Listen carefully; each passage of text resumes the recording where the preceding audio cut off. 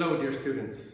Today we're going to do Proposition 46, Book 1, Proposition 46. To describe a square on a given straight line. Here's our given straight line. Thus, it is required to describe a square on this given straight line. Let's go to our bag of knowledge. We're going to use today, in order to describe this square, a lot of stuff, okay? We're going to draw a line perpendicular to a given line. We're going to cut from the greater line a line equal to the lesser.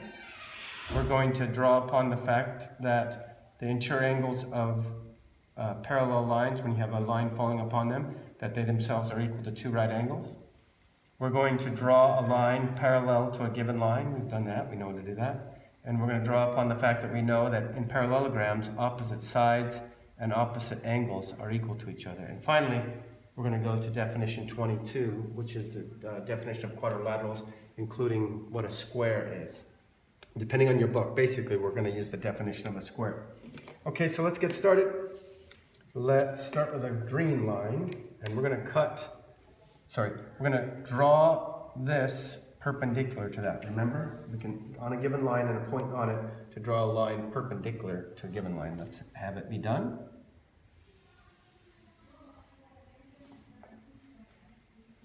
Let's do that again. That's not so straight. I want this to be nice and straight. Again, it doesn't matter so much the drawing, but yeah, that's straighter.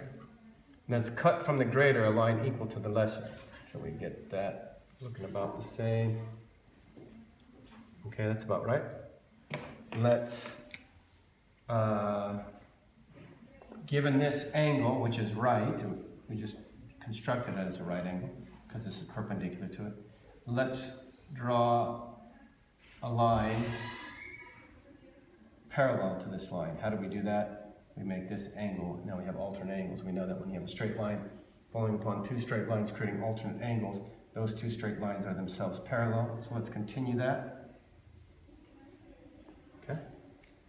Now, from this line, let's draw a line parallel to this line the same way. In this angle, continue it up. Let's get a nice blue line here. So we're going to construct this parallel to this. Again, given a line and a point not on it to construct a line, to draw a line parallel to a given line. Great. So, now we know that this is a parallelogram because this is parallel to this and this is parallel to this. Great. And we know that this, we constructed it so, we cut this equal to this. And we know that in opposite sides of parallelograms, the opposite sides are equal. In parallelograms, the opposite sides are equal. So this is equal to this, and this is equal. So they got two things equal to the same thing, equal to each other. So this is also equal to this. And this is equal to this because in a parallelogram, opposite sides are equal to each other. Remember, we proved that in a parallelogram, opposite sides and angles. Now let's do the angles bit. First of all, because these are parallel and this is falling upon them, these interior angles are going to equal to two right angles. Remember that? So this angle plus this angle are equal to two right angles. But this is one right angle. We drew it such. We drew it perpendicular. So therefore, this is a right angle as well. Okay?